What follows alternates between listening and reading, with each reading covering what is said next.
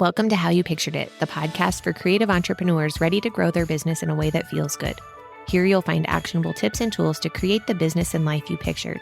I'm your host, Kate Hyde with Dear Kate Brand Strategy. Let's get started. Welcome back to How You Pictured It. We've been on a hiatus for a couple of months now. There haven't been new episodes in a little while. I have been working behind the scenes on building my show at Template Shop and getting that launched. I also launched the Website Writer Workbook and Website Writer AI tools to help you write your website copy.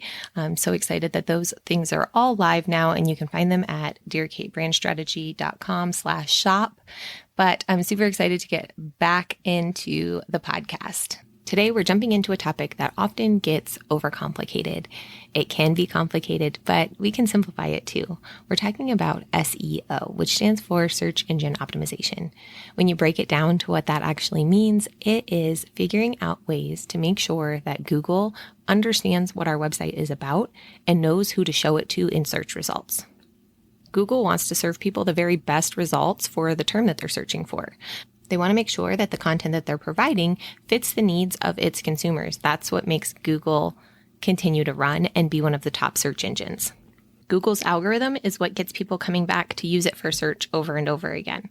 When we're creating our website and adding content, we want to make sure that everything that we include helps Google to understand what the page is about, who it's for, and how it's going to help those people.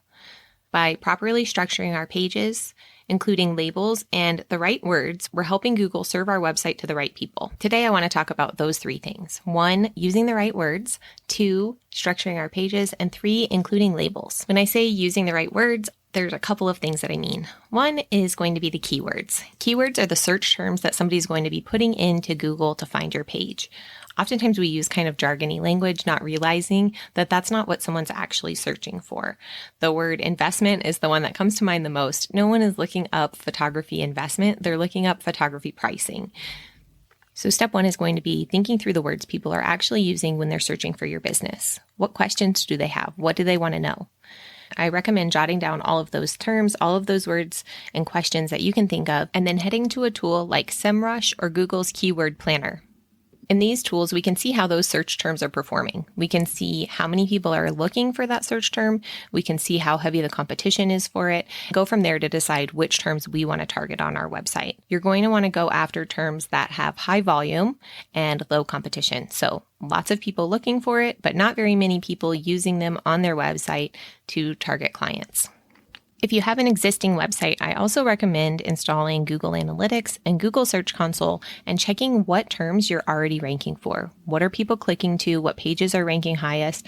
And optimize more for those keywords or adjust your strategy if you're not getting the right keywords per page. The second part about using the right words is writing in language that people actually want to read.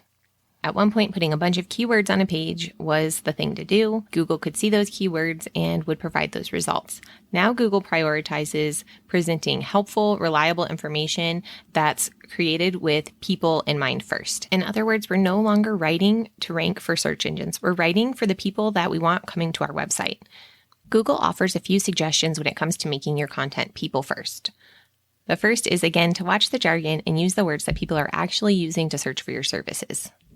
Second is making the text easy to read and well organized. Make sure there's enough space for the eye to move around and find things. Make sure that there's enough space between elements so it's easy for the eye to move around the page. Break up long content into paragraphs and sections. Use things like bullet points, bolds, and italics to help make things more skimmable. Third is making sure that the content that you've written is unique. Not only is it plagiarism, but it's not going to get you anywhere. Google sees that duplicate content and won't show your result anyway.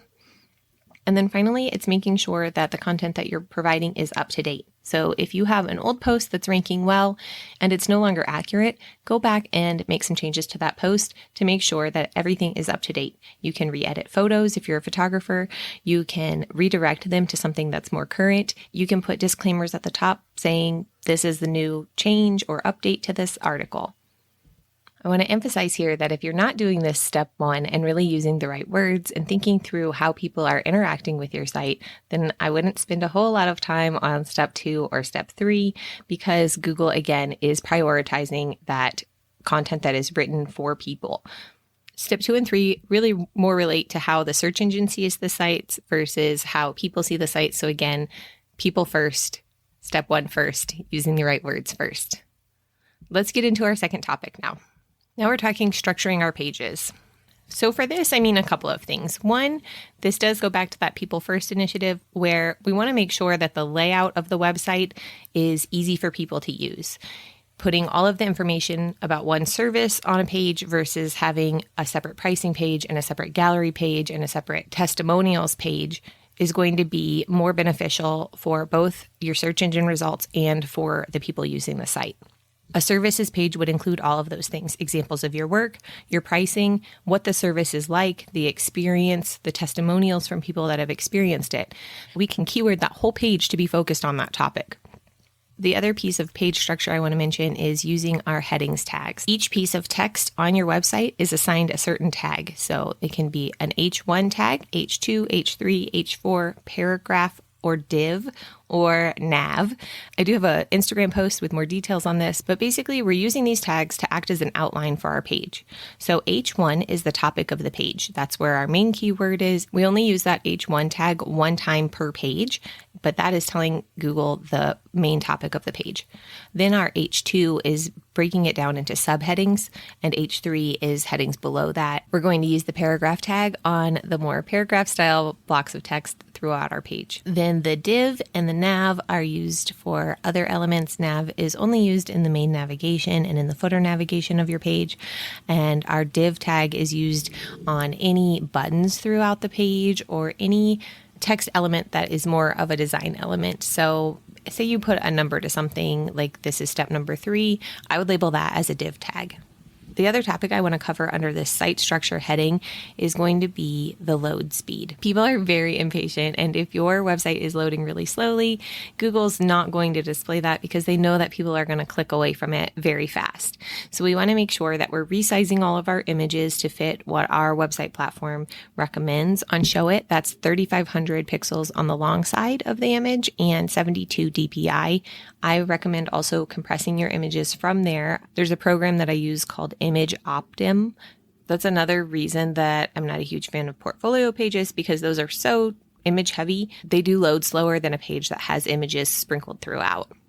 You'll also want to make sure that any videos you're using on your site are either hosted elsewhere, so embedded from Vimeo or YouTube or something like Descript, or they are resized to be 8 megabytes or smaller. There's a website called 8mb.video that will resize all of your videos to 8 megabytes or smaller if you want to load them as canvas backgrounds and Show It. All right, let's jump into our third topic, which is including labels. So we've got the structure of the page down. We've got the right words on the page. Now we're going to go a step further and make sure that everything on our page is properly labeled. Let's start with the images since we were just talking about image sizes. With our photos, before we upload them to our website, it's a really good idea to rename the files. While the file names are probably a really small part of what Google's looking at, they are looking at that and more keywords and context to your website to help Google, again, show you in their search results. If you're not renaming your images, you're likely putting something up that's DSC_0395, and that's really just a waste of space.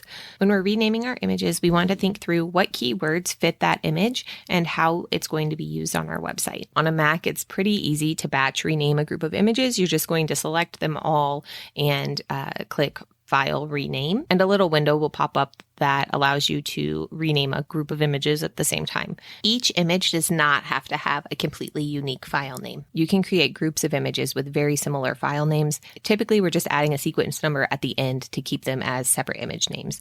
Formatting wise, we're going to be putting dashes in between words or leaving spaces, but not using underscores. When I'm building a website, I have a folder of all of the images that I'm going to use. I typically break that folder down into categories. So for a photographer, if newborn photography was one of the services, I would have a folder for that. And then I would go in and batch rename those images in sets. So 10 of them would maybe be city name newborn photographer. The next 10 would be city name newborn pictures. And then the final group would be city name newborn photography versus photographer. Thinking again through those keywords that people are going to be searching. We've got our list from step 1, and we're going to use those within our file names. And then again on our next step, which is within our labels on our website platform. Each platform is going to be slightly different, but within Showit, each image has 2 SEO fields to complete. First is the SEO title. You can reuse the file name for this, or you can come up with another keyword that would fit how you've used that image within the page. And then our alt text is going to be a description of the actual image. We can sometimes add keywords in here, but it has to flow naturally. We are using alt text to describe the image to someone who maybe can't see it, or for a website reader. Going back to our newborn photography example, alt text for an image could be something like newborn baby boy on blue background in city name newborn photography studio.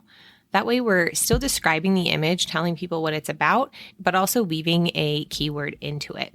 If you have the time, go through and add both of those pieces of information for every photo on your website.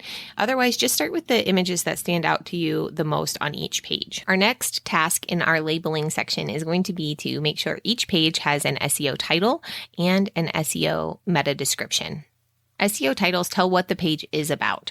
In Google search results, this is often the text that shows up right under the link. It needs to be clear and help people understand that the result is what they're looking for. We'll use our keywords here as well.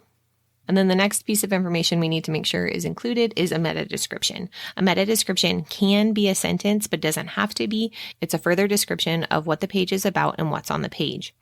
What we really don't want to do here is just stuff a string of keywords. We want to be descriptive and give people enough information that they want to click to that page.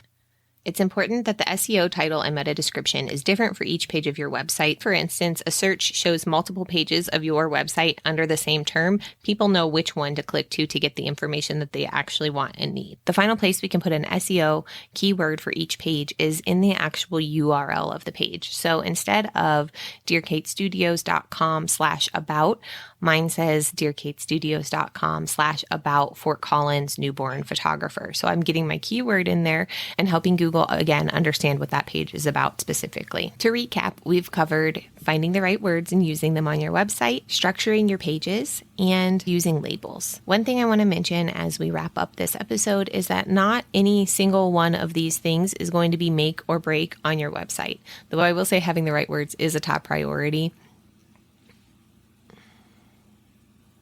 Another thing to remember is who your competition is. Are you competing for keywords with local businesses who aren't doing any of these SEO things?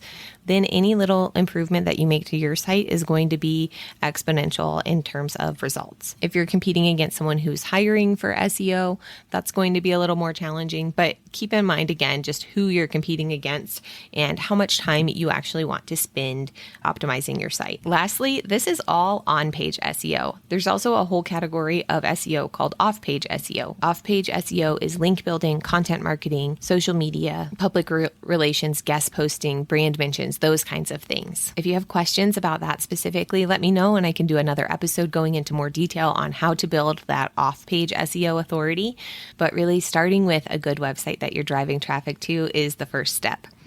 In the show notes, I'm linking to my free website that sells launch list. This is a fillable workbook style checklist that will walk you through each phase of building a website that sells for you. I'm sharing all of the details of figuring out your strategy, your copywriting, building and designing the site, and then the SEO and getting seen. Again, you can find that in the show notes. I hope this has been helpful and really simplified some of those big SEO things for you. If you have more questions about SEO, feel free to message me over on Instagram at Dear Kate Brand Strategy. I hope you've enjoyed this episode of How You Pictured It. I would love a rating or review on whatever podcast player you're listening in, and I will talk to you again soon. Thank you.